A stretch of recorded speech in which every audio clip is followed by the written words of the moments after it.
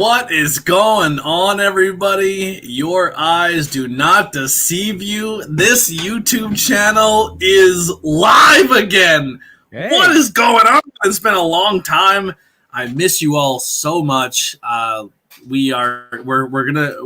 So tonight, I know we're going against NXT. So if you guys are watching NXT, you can let us know in the chat what's going on. We'd still like to participate with you guys. But going forward. Is NXT a tape show tonight? We should have did spoilers like Eric Bischoff did a Nitro. You can skip NXT. Skip NXT and come to Tornado Tag. Trick Williams beats the guy who used to be in AEW with a moonsault. That'll put butts in the seats. Yeah. But that's what it backfired on him. That's what it backfired on them. Yeah. But we are live. Thank you guys so much. We're back. So we're gonna be holy Hannah. There's a lot of going on here. Last Week in Wrestling and the Long Island Wrestling Podcast. I'm sure I think that's the same person, but we'll take both of them. Go ahead, Brian. Oh, I thought you would. I'm sharing the thing on my phone. I thought you heard something. No. It was me listening to me. It was like very meta for a second. Oh, yeah. But guys, make sure you share it out. Let people know we're here. Let the Discord community know so everyone can come in and hang out. So this show will now move to Tuesdays. We're not going to be doing this on the weekend anymore. We're going to do it on Tuesdays. And we're going to start at 6:05. And we will be done, hopefully, in time for NXT unless we talk long. But that's the goal, is to get this done before NXT and then lead into NXT and maybe even get to the point where we do some live streams eventually back to Raw and SmackDown, where we probably, myself and Lilly, our VP, wants to join every now and then. More than welcome to. We also want to announce the Tornado Tag is now a Freebird Rules tag team. We're going to introduce the newest member of the Tornado Tag, Lilly. Lilly from Witchcraft by Lilly is going to be joining us. Her backstory real quick is she, just started watching wrestling about a year and a half, maybe 2 years ago. Very, very new. And I said, what better dynamic to add to the show is you have someone who probably hasn't stopped wrestling as a fan for their entire life, someone who took a little break for a while, missed a huge chunk, only watched one brand, and someone who's brand fucking new, all kind of coming together and talking all professional wrestling. I think is a lot of fun. Lots of experience levels, and that's great. Wrestling's for everybody. Absolutely. And, it probably doesn't help to have a female perspective sometimes. Yeah, that too, we gotta have a little female insight every now and then. Yeah, she's back there crocheting a jacket for me for an upcoming show, which is really exciting because a lot of people get excited when they see. No, don't you show a thing to anybody. They'll see it when they see it. But yeah, so Witchcraft by Lilly, make sure you check her out. She does great work. She just made her pro wrestling debut this weekend. Right on, She just did her ring announcing debut. Did a great job. She got a little X-rated when she introduced me, which is fine, Hardly. She says, was like PG-13. She says, I call him Daddy, but you can call him ABJ. That was the line on the ring announcing. I thought it was funny. It was for a one-time thing. It was just for the one time. How did she know how Paul Bowe used to introduce you?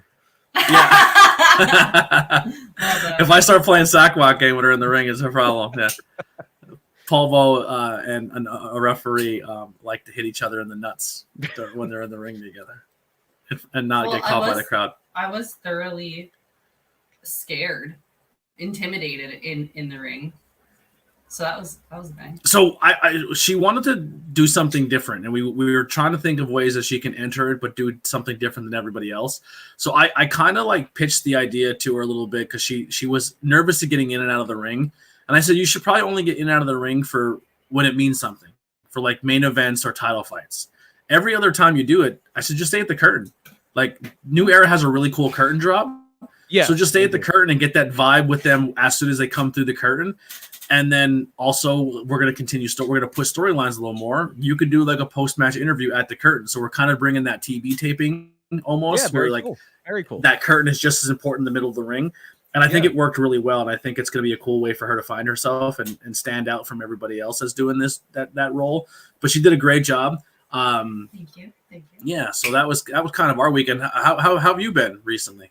I didn't do a lot of wrestling stuff this weekend. The two places I normally work the most are running the same day for the next couple of months, so that kind of cuts my wrestling stuff in half a little bit. But with what I do with PPW now, the work literally never stops. So as soon as one show's over, we're moving on to the next one, and that's Fun fact: I might have been put in that same position at New Era.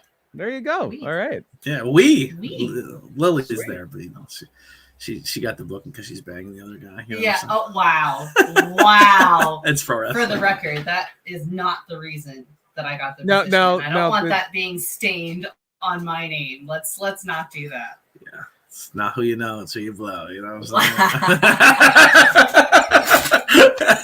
You know. Don't joke. So how about Dynamite last week, huh? Yeah, we did get a chance to go to Dynamite last Wednesday. That was fun. Yeah, I haven't watched any pro wrestling, so that Dynamite is probably the only thing I've done recently that was a lot of fun. Yeah. Well, that. Yeah. Yeah. I will get back into watching weekly wrestling, and we will be doing more of that weekly wrestling. Also on the channel, too, a little side note is we're going to be doing some reviews, some show reviews. So coming up very soon, myself and Lily are going to be going back and rewatching some old pay-per-views, some old shows. So we don't want to say like pay-per-views that me and Brian are out of the question, but there's going to be a lot more interaction between me and Lily because we can record things easier because we're with each other. But we're going to start a little bit of a series and go back and do some independent stuff. I want her to go back and relive the old Camp Leapfrog days. So we're going to start with the very first Camp Leapfrog and review it and talk about it and kind of work our way through. BP will be joining us for some of them, but some of them, if he's busy, he won't be. We're not going to overwhelm him. Then next week, we start our part 1 of 3 episodes, yes. The Great Debate. Yes. So, the political landscape is out of control right now. You're either one or you're the other, and one cannot get by without the other. And pro wrestling is no different. So BP is going to saddle up and tackle these 2 candidates and give us all their deep dive and all their history. And then we're going to talk about it on the 3rd week, and we're going to present why we think our candidates are the best, are top of the food chain when it comes to pro wrestling. And we'll be starting off that next Tuesday at 6:00 with the best there is, the best there was, and the best there ever will be, the Hitman Bret Hart. And then I'm just giving him his moniker because he only got one moniker. But when you talk about monikers, you got the Heartbreak Kid, sorry. you got the Showstopper, you got the. Go ahead. I'm sorry, Bret Hart's not also the Hitman. Yeah, the excellence of execution. Oh yeah, I guess he has that one too. Yeah. Mr. WrestleMania, Mr. First Time Ladder Match, Mr. First Time Hell in a Cell, Grand Slam Champion. The list goes on. I don't want to bore everybody with how amazing Shawn Michaels is. We'll talk about all that and more. Another future episode coming up after that 3-part debate. We're Freebird rules now, and maybe we have something to represent that coming up very, very soon. But what better way to introduce what the Freebirds are than talking about them? We're going to do the history of the Freebirds. I know that Bad Street USA is going to inspire someone in the chat. Go back to that. I like this. Go back to that image. I like it because it looks like Buddy Roberts is carrying a gun. Yeah, it looks like that ring post is a gun. Oh, it does. Yeah, or like a big nightstick. Yeah, he's just making the perfect. Yeah, the fist is in the perfect position. It looks like Buddy Roberts is packing. Did that on purpose. So we're going to be doing that episode. And then, like I said, we have a whole bunch of stuff. We're going to be back weekly, which is super exciting. And then, like I said, tons and tons of more content. We do have also join the channel. So we have 3 tiers now. We have the $1, and the $1 gets you prioritized chat as well as cool emojis that you can put in the chat room. Then we have the $5 tier, which is called our Champion Series tier, and $5 tier gets you all of the content. Oh, I'm getting loved on by the kitty cat here. Gets you all of the content early. So there is 5 questions that are rolling out and still rolling out that'll last me until next February. Sorry, I can't do this. Sorry. Next February. So there's tons and tons of content. There's tons of interviews that are already done, tons of banging beers that are done, and we're just going to keep piling up that backlog. Tons of interviews. We just dropped an interview with Dr. Ethan Wild, just dropped an interview with Dan Stofko. So there's so much out there that you guys can watch right now for that $5 tier, and it helps the channel so much. Or we have the Cult tier. The Cult of ABJ tier, that's $25, and that gets you private access to our Discord, to private chat rooms that nobody else has access to, as well as things that you could do in the Discord on a certain tier that gets you. So that's pretty much what we got going on there. Tons of fun stuff, tons of merchandise available now. So go grab some merch. And that's pretty much it. That's all I got. Any wrestling? We do got one little bit of wrestling news. Vince McMahon kind of speaking out about this upcoming documentary. So there's a lot going on in that, and that's coming out I guess it comes out midnight Pacific time, so like 3 a.m. I'm gonna probably wind up watching the whole thing tomorrow. But yeah, so the Mr. McMahon documentary that's been in the works forever is gonna be hitting Netflix tomorrow, and it almost didn't happen. Well, no, it didn't almost not happen, but Vince McMahon reports came out. He released a statement condemning it. Essentially, you've heard over and over again that this is not the typical WWE fluff piece where they're just going to kind of paint a rosy picture of everything. In fact, some people within WWE feel like it's a hit job on McMahon. And so now... is it a hit job if it's all there? That's true. Well, I know McMahon said you're only getting one side of the story, but if only he had billions of dollars where he could fund his own movie to tell his side of the story. Yeah. But the other thing that came out is, I guess he offered to buy the rights to the movie to basically make it go away, which I think that's happened before with some things where people just bought the rights to something to make it go away. And Netflix said, no, we it's not for sale. Even they say Ari Emanuel got involved, the head of TKO, and they're like, no, we're not scrapping it. Which is interesting because that's going to be the home of WWE for the foreseeable future. Well, it's business. As long as everybody's making everybody money, that's all they're really going to care about as far as that goes. But it is. Do you think it's Netflix doing damage control? Be like, we're bringing it in, but we don't condone old Vince. Could be, but this has been in the works for 4 years, and like literally, Vince was participating in it until this whole lawsuit came down, and then Vince just kind of left the public eye, essentially. So it's not like this came out of nowhere. This has been in talks for a long time. It's just interesting that it seems like it has become a thing where this is not going to be a very flattering look at Vince McMahon. Like this is going to, it doesn't seem like punches are going to be pulled here, and probably in a way that most wrestling documentaries haven't had. And it's a lengthy one too. It's a series. It's literally done by the same guy who did Tiger King. Ooh. It's the same guy. The same guy directed both of them. And the big thing with that is, again, not the most flattering look at a guy. So it should be entertaining, and it should be a lot of fun. And then Bill Simmons is also involved from The Ringer, ESPN. He did a documentary about probably like 4 or 5 years ago about Andre the Giant that was very interesting. Yeah. Oh, that's the one where they really went at the HBO one? Yeah. Bill Simmons was involved with that. Oh my God.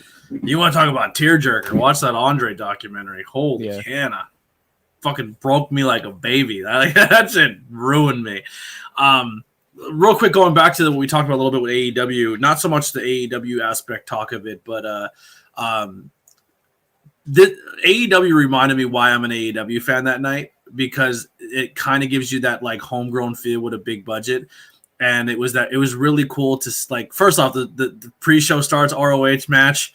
Tony Deppen comes rolling out, and we lose our minds, and we're like, man, who could Tony Deppen wrestle? This will be exciting.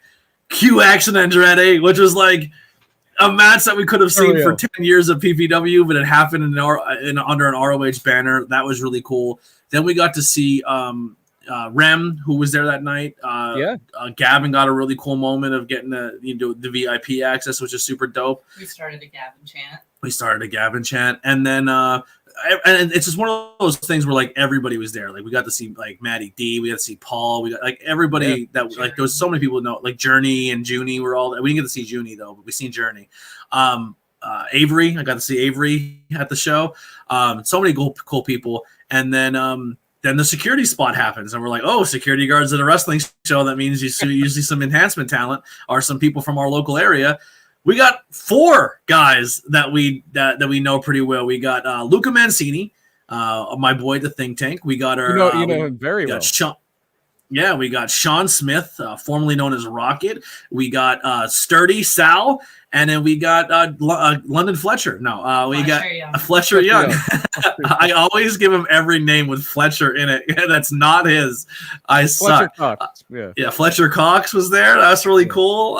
He's retired. He has time. Yeah, but yeah, so that was really cool to see local people get some love.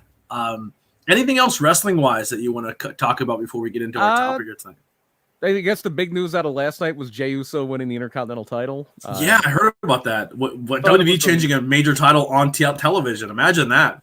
Yeah, I thought it was a little soon to take it off of Breaker, but who knows what their plans are. But it could be a thing where they think he's ready to go move up a little bit. Who knows? But well, I mean, you've been calling him main event Jey Uso. Now he's mid card Jey Uso. So good for him. Well, so I called it before Raw only because Rhea Ripley went on Twitter and said Monday Night Raw, and I was like, he's winning. That's it. That was it. She's learning. She's learning little tricks there. I got it. Yeah. I'm figuring it out. It was an interesting choice. It was definitely an interesting choice, and I do think there is room for that. Just as far as him being a more of a focal point, and that Intercontinental title being more of a focal point. I think you can't really measure the work that especially Gunther put in to really take that title and make it mean something again. And Sami Zayn kept it going, and Braun Breaker kept it going. So it's going to be interesting to see where they go forward with this, just because he went from Gunther, who literally had the longest reign ever, to it's now changed since SummerSlam twice. Yeah. Counting SummerSlam. Wow. Yeah. Well, BP, let's get into our time machine and let's get into our DeLorean, go through our portals, go 88 miles an hour, and let's go back in time to 1995. And somehow, I know your camera looks a little red. You got a brother love thing going on a little bit. You know what I mean? I've been compared to that man before. And we're going to go back to arguably, we talked about before we wrapped up here and took a little bit of a hiatus. One of the worst pay-per-views probably in wrestling history, King of the Ring 1995. And we're going to try to right these wrongs. Are we booking the Hardy Boys, or are they still opening the doors? I was thinking that. I'm thinking, well, why don't we just have the kids at the doors wrestle? That might be a good way to make the show look better. In fairness, I know at least Matt, and I believe also Jeff, did wrestle in WWE before this. I think we talked about that during the King of the Ring episode, where they would come in to do like enhancement work if they were anywhere near the Carolinas, and in fact the guy that brought them in, they wound up cutting him out just because he left the Hardys like stranded states away from their home because he was their ride, and then he was taking their money too, and they crazy how that still happens in wrestling, huh? It is. And they just kind of cut that guy out, Gary Sabol, the Italian Stallion. They cut him out and just started booking people through the Hardys. And that's where you get a lot of those Omega guys that the Hardys worked with, like Jason Arndt, who became Joey Abs. I don't know if they really used Shane Helms or anybody like that, but I know they used, I think it was Mike Maverick, one of the guys that became a Dup. In fact, Marty Garner. I think he was one of their guys, Marty Garner, who, if you ever Google Marty Garner, Triple H, he takes a pedigree in a squash match with Triple H. Where he almost breaks his face. Gets spiked right on his head. Right on his head. But anyway, I tried to keep this with when I do these things, I try to keep it as realistic as possible. I don't want to do things that are too outlandish.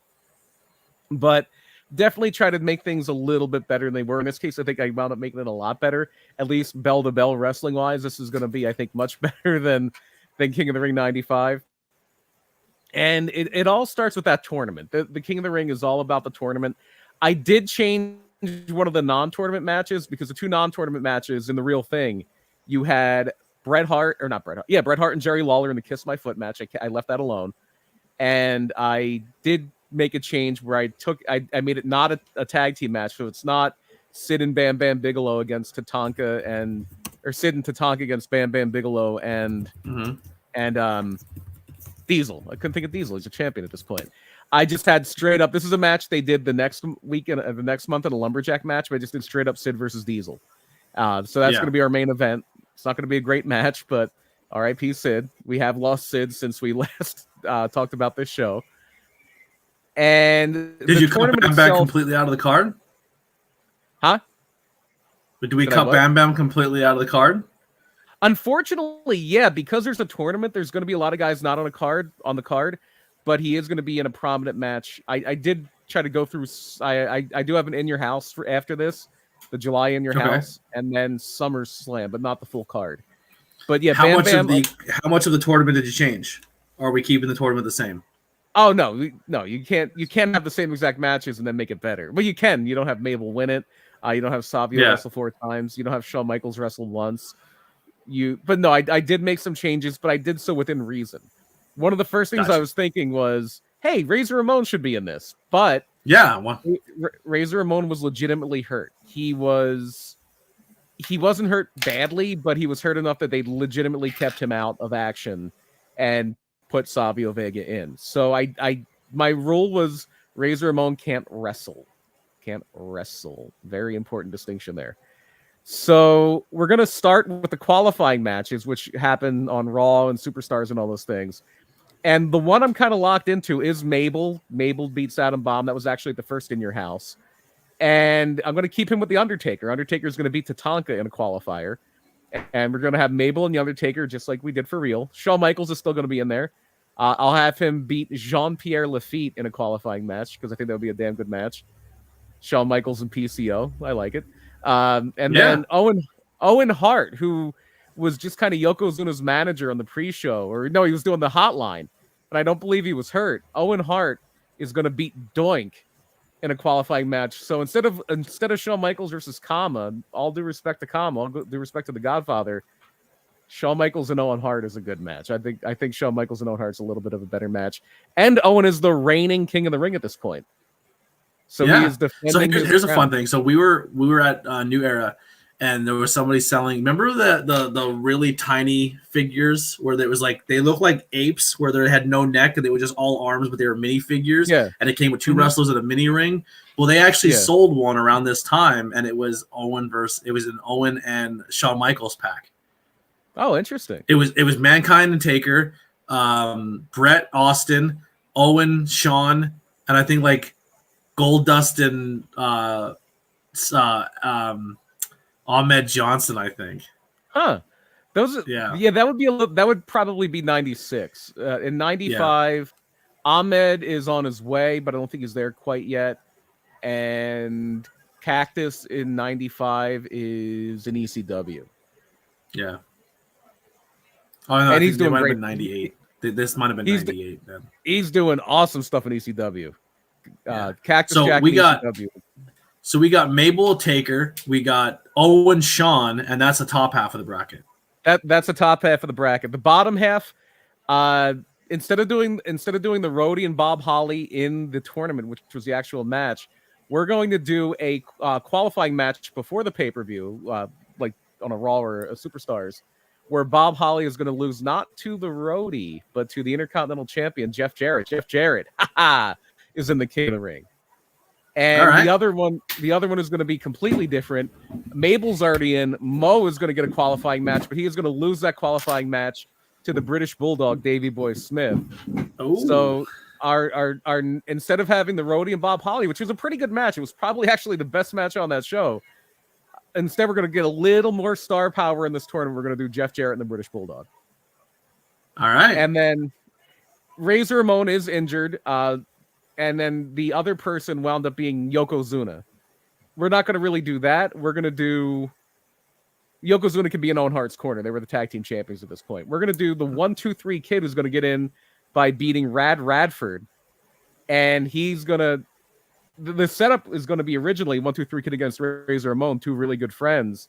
But with Razor being hurt on the free-for-all, or the pre-show, whatever, I think they were calling it the free-for-all by then, we're still going to do Savio Vega... But not IRS. It's going to be Savio Vega in the Roadie, and Savio Vega is going to make the tournament. So Savio Vega's still in the tournament. Still made it. He's a shot. He still has a shot.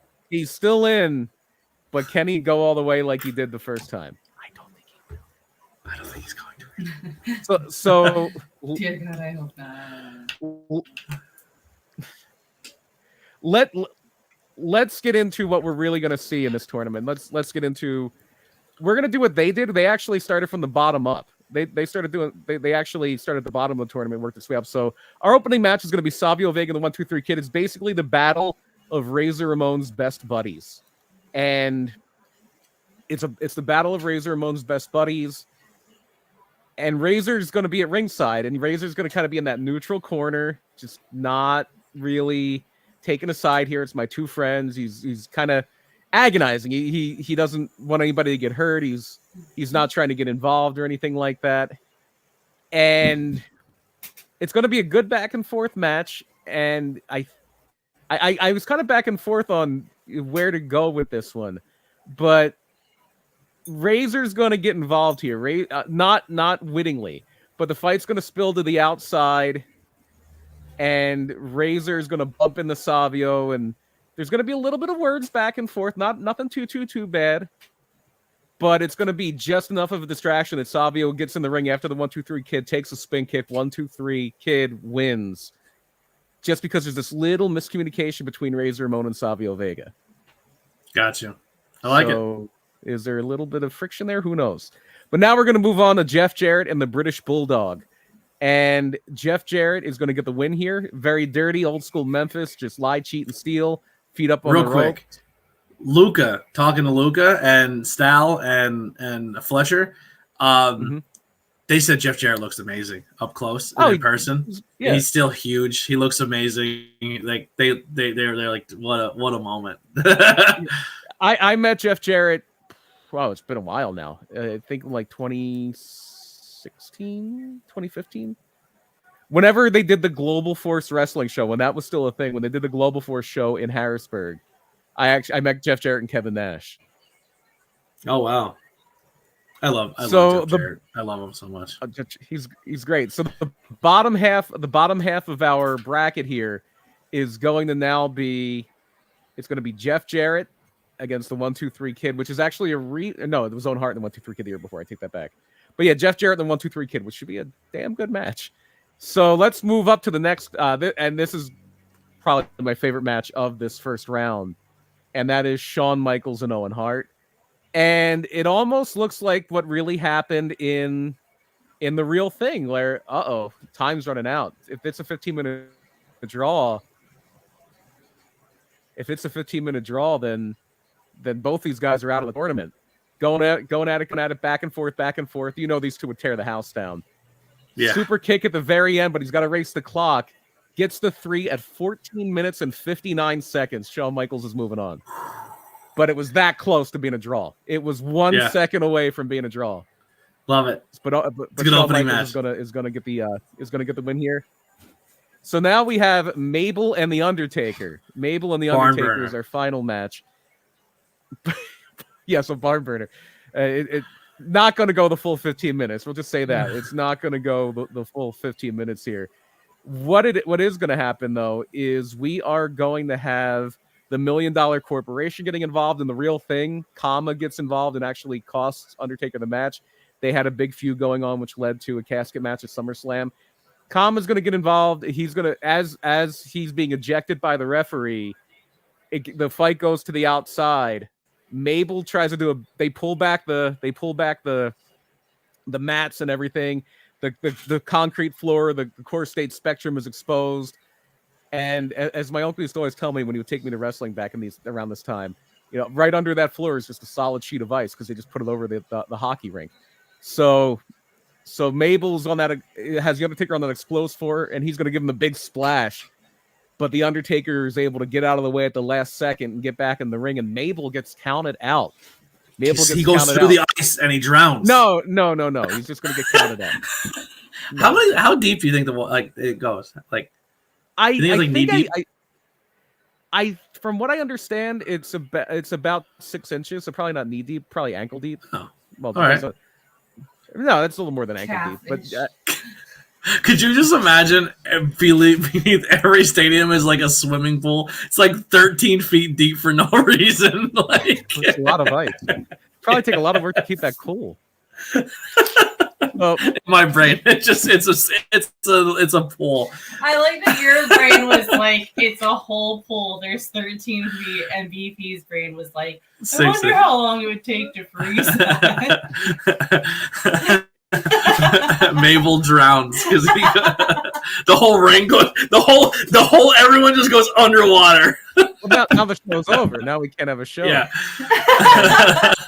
And I don't know how we're gonna have Flyers games ananymore. The Flyers were actually good back then. Yeah. Were there lifeboats? No lifeboats. There's no hanging on the lifeboats turnbuckle pads. Yeah. The only boat that was ever in the Spectrum was when Apollo Creed came out in the boat in the Rocky One. I think that was supposed to be in the Spectrum, but they actually shot it in LA. So and a very important thing happens after this match. Kama comes back, not just Kama, but the $1 Million Corporation in mass. Kama, Bundy, DiBiase's leading the charge, but he's not getting physically involved. But Kama, Bundy, everybody but Sid. Sid's in the main event. Sid's not going to be bothered with this. Everybody else just beats the Undertaker to pieces after the match. It's even Mabel gets back in, and he finally gets back in the ring, and he does connect on the splash this time, and they just beat the life out of the Undertaker. I almost said, which is kind of hard because he's already dead. He's dead. The Undertaker, the Undertaker is very much worse for wear, and that second round now is going to be the Undertaker and Shawn Michaels, which I thought when I was actually going to the show 11 years old, or about to turn 11 years old, about to turn 12. I was like, oh, we're going to get the Undertaker and Shawn Michaels in the second round. Nope. Draw. Michaels is out. They're both out in the first round. And Mabel gets the bye. Already better than that show. Already better. So our second round is now going to be Undertaker against Shawn Michaels. And then in the bottom half of the bracket, we're going to have Jeff Jarrett and the 1-2-3 Kid. That's the match we get now. And this time, Jeff Jarrett again gets the better of the 1-2-3 Kid. Little sneaky, little underhanded, gets the better of him. Jeff Jarrett is moving on to the finals. He's not only the greatest singer, the greatest dancer, the greatest wrestler, the Intercontinental Champion. He's about to be the king. He's just got to get by either Shawn Michaels or the Undertaker. And that match is next. And that match is a little tough because the Undertaker is still. He's got that. He doesn't have his magic urn, so he doesn't have his healing powers. The Undertaker's how did that work? It's such a stupid gimmick. He's got healing powers from the magic urn. How did it work? How? That's how good the Undertaker was. That's how good the. He did have Paul Bearer, but Paul Bearer didn't have the urn. It was the power of Paul Bearer. It was just Paul Bearer's about a year old. I was just watching it earlier today. Wasn't Paul Bearer? No, he was there, yeah. But he's about a year away from turning on the Undertaker. He turns on the Undertaker in 1996. Okay. Yep. So I rewatched it earlier. I swear to God. No. He was definitely there. He was 100% there. And then I never liked when he didn't have his face white, when they made him look natural. Oh, and he didn't dye his hair jet black. Yeah. Like later on. He wasn't super ashy. Did you ever see him when he was Percy Pringle and he had like platinum blonde hair? Yeah. Percival Pringle III. I don't. So, spoiler alert for an upcoming episode, I did Dr. Ethan Wilder. Let's take me back to those Camp Leapfrog days. What do you think fondly of? He goes, well, I'm not going to make excuses for that hair. his platinum blonde mullet. And he's like, and my not tailored suit, which is very baggy on me. I love him so much. But that was the charm of that whole thing, is how lo-fi it was. That was so most of the charm of Camp Leapfrog. Yeah, I can't wait to take Lily on this journey. We've begun. I definitely would love to revisit. My all-time favorite one they did was Love Frog. Love Frog. Yeah. That was the one that I messaged Alice. I was like, listen, I can't take it anymore. How can I get involved? That was special. That was a fun show. That was a really fun show. Missed my chance working with Effie once again. So now we have Shawn Michaels and The Undertaker, a rivalry for the ages. I don't know if they had wrestled at this point yet, though. No, I think if they did it wasn't a big thing. But Hell in a Cell is like their first time they touch, right? Like they're big. Well, no, they wrestled the month before that. It was a double DQ, but they didn't have a program or anything at this point, because Shawn is just kind of starting to make his way up the card. He's kind of coming out of that mid card and is starting to really cement himself as a main event player, which we're gonna work on here. He's already won the Royal Rumble this year. He's main event. Well, he didn't main event WrestleMania, but he was in a title match and fell short and made Diesel look bad. And so Sean's going to get the win here because the Undertaker is not the Undertaker. The Undertaker is about a half hour removed from a hell of a beating. He's given it his all. Takes that super kick, tries to sit up, does sit up, gets super kicked again, sits up, gets super kicked again, and this time he can't get up, and it's 1, 2, 3. Our finals for the King of the Ring is going to be Shawn Michaels and Double J Jeff Jarrett. Which is a match I'll watch every weekend. Oh, their match at the In Your House. The In Your House, yeah. So let's go to the other matches here. So Bret Hart's we're not gonna do a whole lot of changes with Bret Hart and Jerry Lawler. Bret's still gonna win. Hakushi's still gonna kind of mess up. Dude, the promo he cuts in that where his toes sticking out of the sock and he's spraying the air freshener, and like Jerry Lawler was so good. He knew how to smell problem. To ham it up. Yeah, he knew how to ham it up, because then it just makes it all the better when Bret makes Jerry Lawler kiss his own foot. Yeah. And I didn't want to go too far off the reservation with this. I didn't go too far off of what really happened. So we're still going to do that. We're still going to set up Isaac Yankem and the very beginnings of Kane. Yeah. So now we're going to go to the King of the Ring finals. It's Shawn Michaels against Double J Jeff Jarrett. And Double J's been feuding with Razor Ramon for a while. So Razor's keeping an eye on this match. He's not going to get involved, but he's going to keep an eye, because they've had their history. They had their ladder match. They had their wars and everything, but he respects Shawn Michaels. And so he's going to be ringside as Shawn Michaels claims the crown. He's going to win the Royal Rumble and King of the Ring. Look at you, BP, doing the right thing. Barn burner. Shawn Michaels. Shawn Michaels is going to get the win here at King of the Ring 95. And the coronation is just it's a celebration, because Shawn Michaels was so over in that building. If you just recently watched it, they loved Shawn Michaels. And because he's freshly turned babyface. It's the first time he's been a babyface since the Rockers, and people are loving it. People are really, really loving it. So they have the big coronation. They put the crown on him. They put the cape on him. The scepter is actually taken by Razor Ramon, who breaks it over Shawn's head from behind. Yep. Razor's Edge on the stage. Shawn rolls off in a heap. The bad guy is a bad guy again. And here's the problem that Diesel had through his whole title run. He didn't have quality heel challengers. And I always think back to this time, and I always think, why didn't they turn Razor Ramon?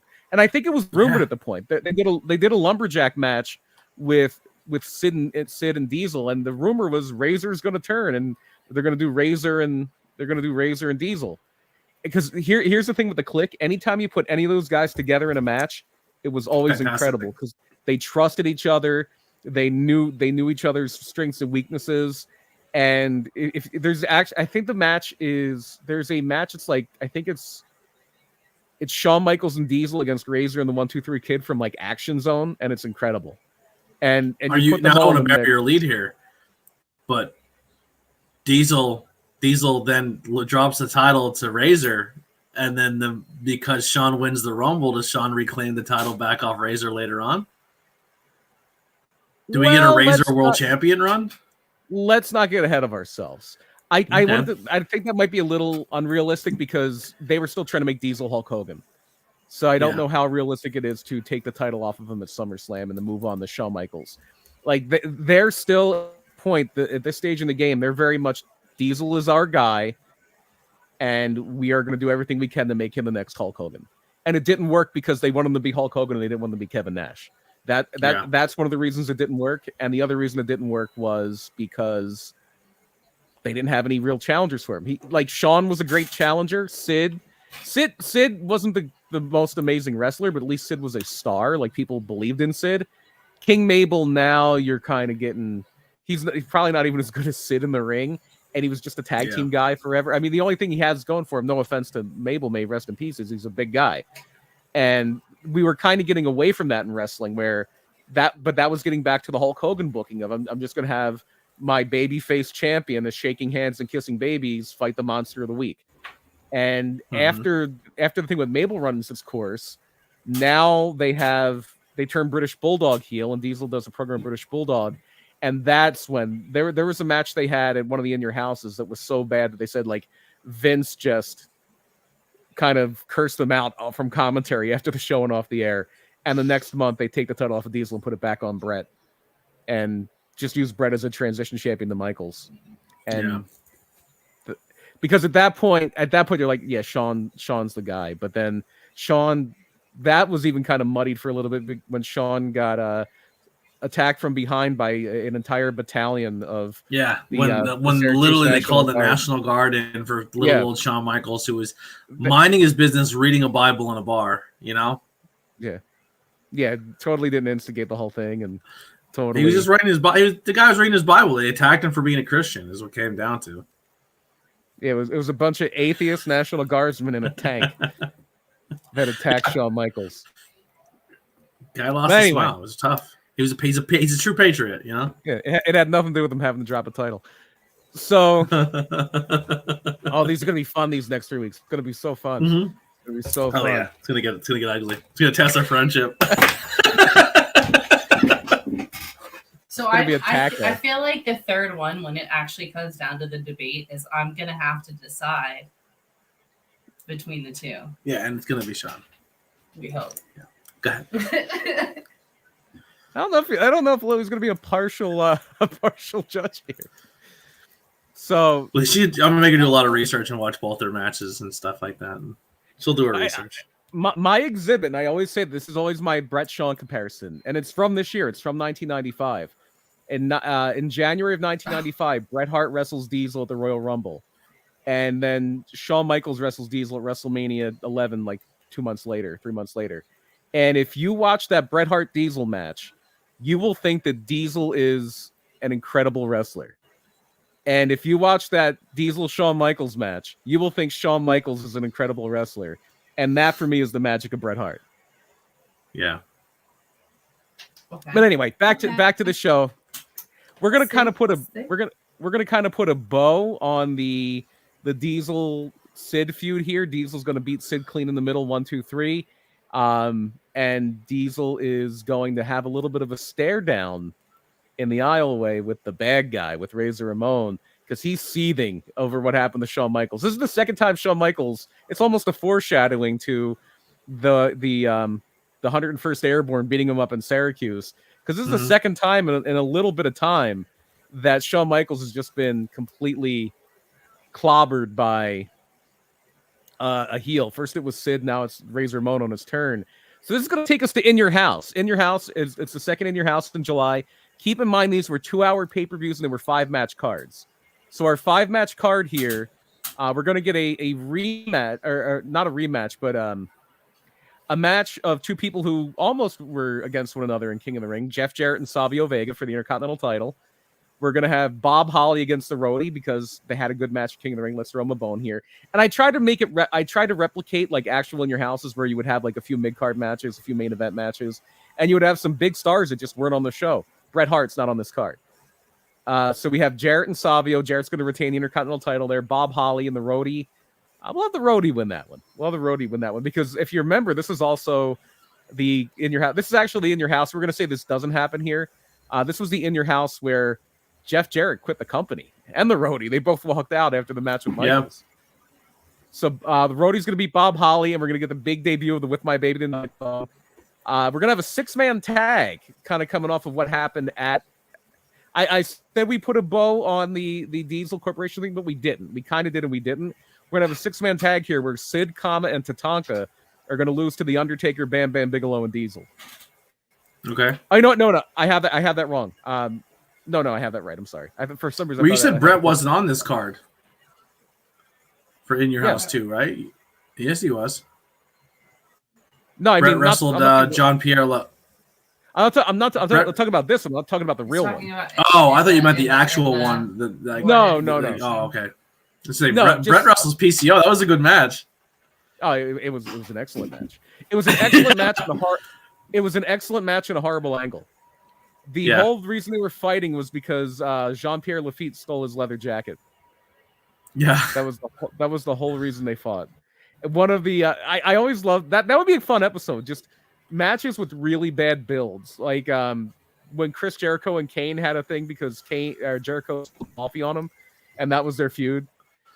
Yeah. My favorite one is it's leading in the WrestleMania 18. It's Booker T and Edge, which is a perfectly fine match, good match, but the whole thing was Booker T was mad at Edge because they were the two finalists to get a contract for a Japanese shampoo commercial, and Edge got the contract for it. So Booker T was mad.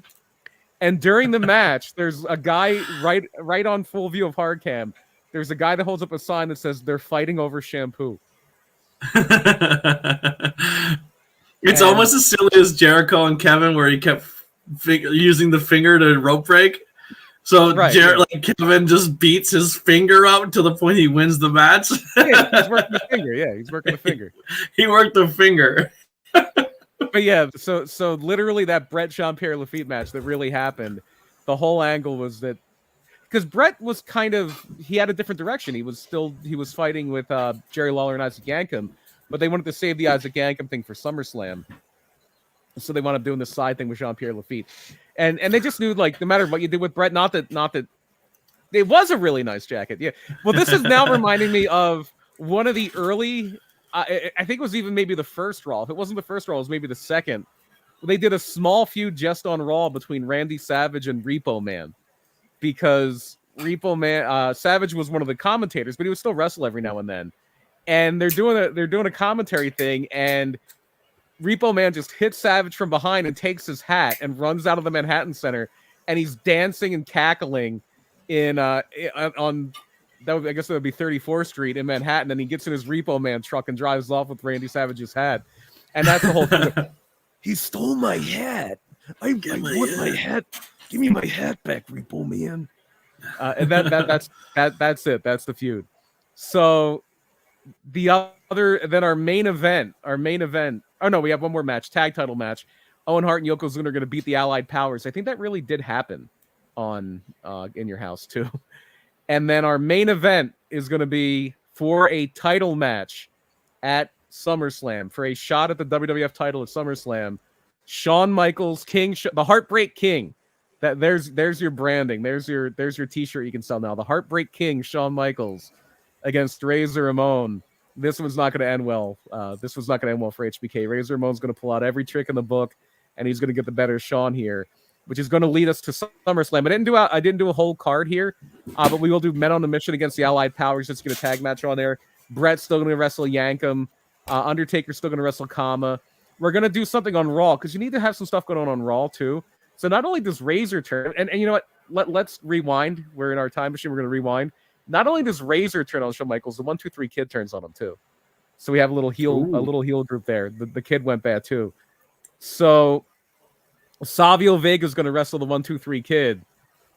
We'll give Savio a win there. Savio's been losing quite a bit. And then Intercontinental title match. We're going to move it from In Your House 2 to SummerSlam. Shawn Michaels is going to win the Intercontinental title from Jeff Jarrett. But it's probably not going to last long, because he's going to have to wrestle Dean Douglas. Well, then again, what do we do with Dean Douglas now? Because Dean Douglas can't feud with Razor Ramon. He's fired. He can go back to ECW. He's going back anyway soon. Hey, but he did get that legendary 14-minute Intercontinental title reign, because he technically beat Shawn by forfeit and then lost it right to Razor Ramon. And then in our main event to put a bow on this, we're going to try our best. Instead of giving Diesel a kind of a tough match with King Mabel, we're going to give him a match with Razor Ramon, very charged. Razor's a big star, and Diesel's going to be the Razor's Edge against the Jackknife. The Jackknife. It's a rematch of last year's SummerSlam, because the SummerSlam before this, and this is something that they're going to build up all the way through. If we go back 1 year to SummerSlam 1994, Razor Ramon beat Diesel for the Intercontinental title. And now they're wrestling for the WWF title. And luck for Razor. Name, Jackknife. Jackknife Paramount was a good name. Great especially for a guy named Diesel. Yeah, a trucker guy. A Jackknife? That's awesome. Oh, I totally forgot. Michaels and Jarrett's a ladder match. Totally forgot that. Because they really did Michaels and Razor in a rematch ladder match here. So Michaels and Jarrett's going to be a ladder match, and then Razor and Diesel. That'd be so good. That'd be better than Jarrett, like the part 2 ladder match, to be honest with you. And then Razor and Diesel, Diesel must pose. Diesel's Hulk Hogan here, so Diesel's going to get the win. Is this enough to kickstart Diesel into the next Hulk Hogan? Probably not, because it just wasn't a good fit, and we're probably gonna have to run the Save Us Brett, and then that'll transition to Michaels, and then the whole idea is Michaels is going to beat Brett in WrestleMania 12, and then Brett's going to get it back at WrestleMania. Oh yeah, that's right. Lost his smile. Got him. Shame. It happens. Listen, we all make mistakes, It's not about who you were, BP. It's about who you become, And I'm sure we'll talk about that in the debate. I can't wait to see Brett in this McMahon documentary. I cannot wait, because people are going to be like John Cena, and the people who are very political, like people who are related to him, like either by marriage or by blood, are going to be very political with their answers. Oh, Vince is a complicated guy. All geniuses are complicated, and Brett, he's a piece of shit. Brett is just going to unload on him. Brett's just gonna. Brett's become the go-to documentary guy because he just is so bitter and angry. He shoots on everybody. He's become kind of like the more subdued Jim Cornette. Yeah. What was the one where it's like the WCW documentary? He just fucking tears it. And doesn't he admit the documentary he was doing coke or something? I don't know. I don't know. Maybe. I just been hearing so many stories of everyone smoking weed with Brett at shows. It's like, I smoke weed with Bret Hart. I was like, oh, that's kind of cool. That is very cool. Yeah. I bet nobody's smoking weed with Shawn Michaels. I will one day. I don't think he's a good God-fearing man. No, I don't think he's partaking. I'll smoke weed and shake his hand. That's what I'll do. Yeah, there you go. It comes from the earth, so it's fine. It's the There's devil's plenty lettuce. Of Christians that are like, the devil's lettuce. But it's not made in a lab, man. It's made from the leaves from God. All right. Well, that'll do it. What if King of the Ring 95? I think you did a good job. You booked the greatest winner of all, probably the greatest King of the Ring of all time. Gave it to Shawn Michaels. Well, 93 had a pretty good one. Yeah, you did it. You did well. You did good. Actually, 96 had a pretty good one too. Yeah. We made 95 better. Let us know in the chat if BP rebooked 95 better than what it was. The answer is yes. I don't care what anybody says. You're getting Shawn Michaels and Owen Hart. You're getting Shawn Michaels and Jeff Jarrett. You're getting I even Bulldog and Jarrett's a good match. 1, 2, 3 Kid and Jarrett's they're good matches up and down. The only bad one's probably Undertaker and Mabel. Yeah, but it set up a story, and you had to take down Undertaker. So we broke the spectrum. Yeah. We Mabel dove through the ice. It's like when Hulk Hogan would do those promos where he talks about like the seas are gonna part and he's gonna save Donald Trump because he's a Hulkamaniac and all this. And it's like, what are you talking about? Yeah, like I expect those promos from Warrior. Yeah. Speaking of that, do you want to do a quick unboxing? Yeah, let's go. We got a couple minutes. So this just came in. Oh, my pro wrestling crate, and it's the masks and paint edition. I don't even think Lily has seen this yet. I have not. I brought the box up. All right, so the first T-shirt. There's one T-shirt I'm not gonna wear. I already looked at it, but I'm definitely wearing this one. The Teenage Mutant Ninja Wrestlers. That's a fun shirt.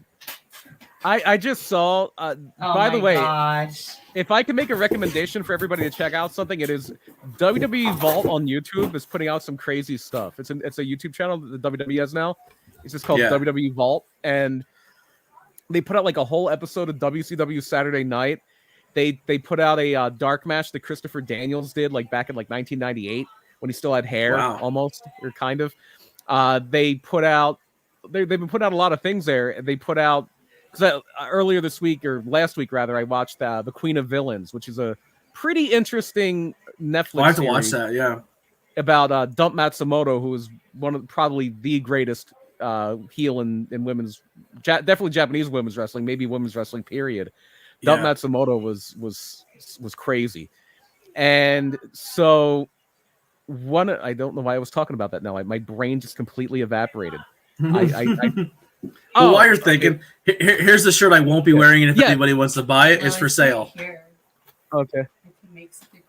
Oh yeah. No, you're not making anything out of this. Let me see it. Fuck the Ultimate Warrior. But I could No, you can't. I can. There's two shirts you will never see me in. It's a Hulk Hogan and an Ultimate Warrior. Had to wear it. I said I could make something cool out of it and sell it. No, I can give it to a local SPCA. They can piss all over it. It doesn't make the world work. No, it doesn't make the world work. So these are kind of cool. They made it smaller this time, but they have these brawler balls. Well, it's a double-headed thing. One side is supposed to be Matt, and the other side is Jeff. That's cool. Yeah. Then they made another one. It was the Legion of Doom. They made a sticker of it. Oh, that's sweet. The pin, awesome. When you think of wrestlers who were never wrestlers, but they were wrestlers in movies, what's a movie that had a wrestler in it that sticks in your brain? Nacho Libre. No. I'm drawing a blank here. It was just actually you just had it on Netflix the other day. On TV, yes. A wrestler? There's someone in the movie who is a wrestler. They play a wrestler, but Captain Insano? Close. It's an Adam Sandler movie. It's an Adam Sandler movie. Oh. And it's not Captain Insano?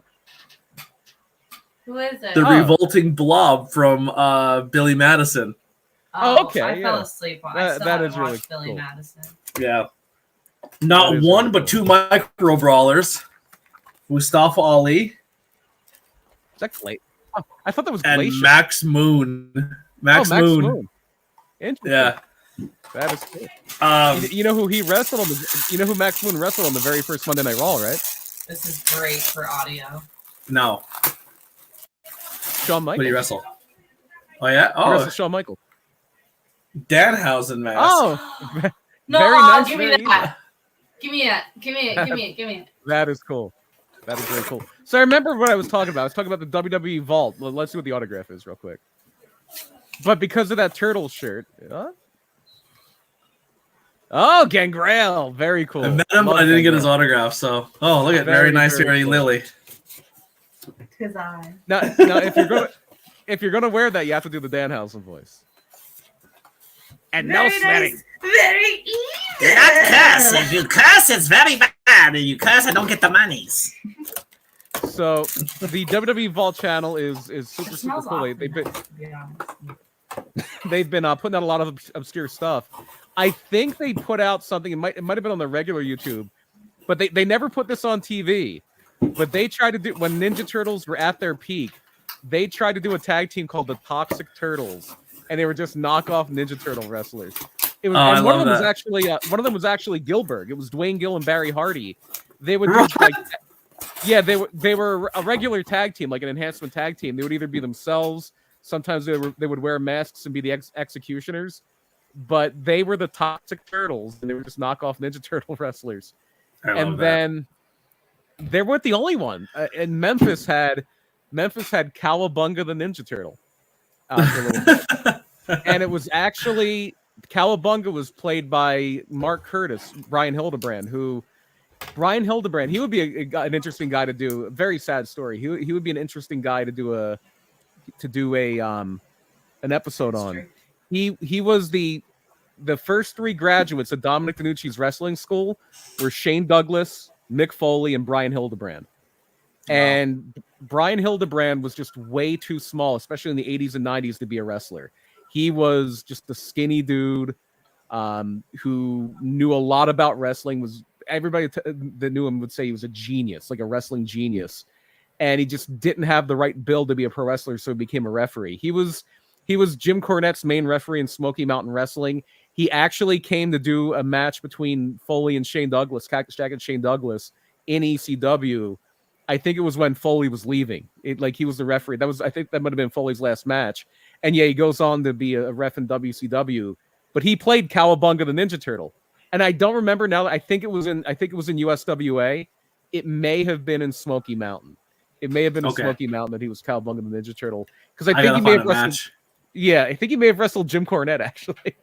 That's awesome. But because even though he was undersized, he was very athletic, and he was one of the first guys to really, because that was back in the days when if you wanted to watch stuff that wasn't in your area, you had to tape trade.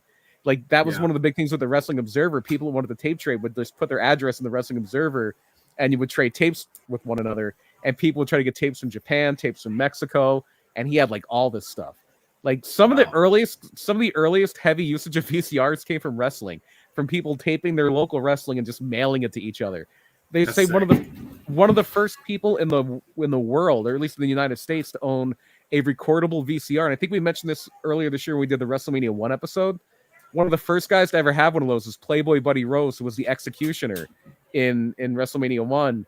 And he would just tape all of Portland wrestling, and a lot of the Portland wrestling tapes you have now, anything you see from Portland, probably was a like 7th or 8th generation dub of Buddy Rose's tapes. Like a lot of the old Memphis stuff is like a 7th or 8th generation dub of Jim Cornette's old tapes. Him and Kenny Bolin, who was another manager, they had a falling out, but they were childhood friends, and they had a big antenna on their TV, and they knew when wrestling was coming on, and they lived in Louisville, so they would move the antenna toward Memphis when Memphis was coming on, and they would move it toward Indianapolis when Dick the Bruiser stuff was coming on, or Cincinnati. They would literally manipulate their antenna to make sure they were getting all the wrestling they could. That's insane. See what you had All to right. do before, like Peacock? Yeah, That's amazing. before the internet. BP, anything you want to plug or Yes, talk about before we get out of here? Let's plug PPW Thriller. It's going to be October 12th. It is 2 weeks from this Saturday. A lot of fun stuff coming up there. I think that we've only announced, 3 matches so far, but they're all matches I'm very excited to see. We are going to have Facade defending that PPW heavyweight title. He called him out.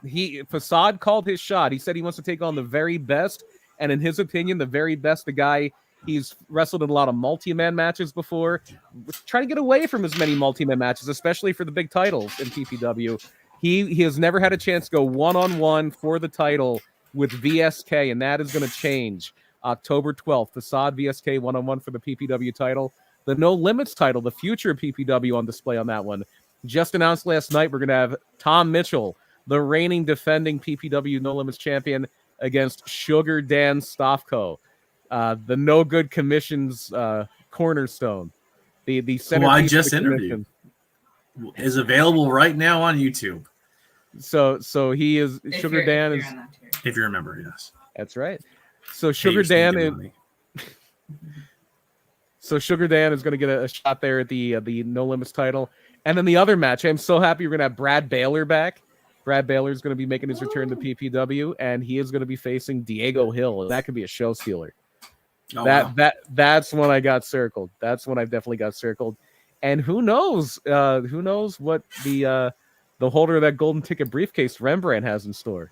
It's any night could be the night.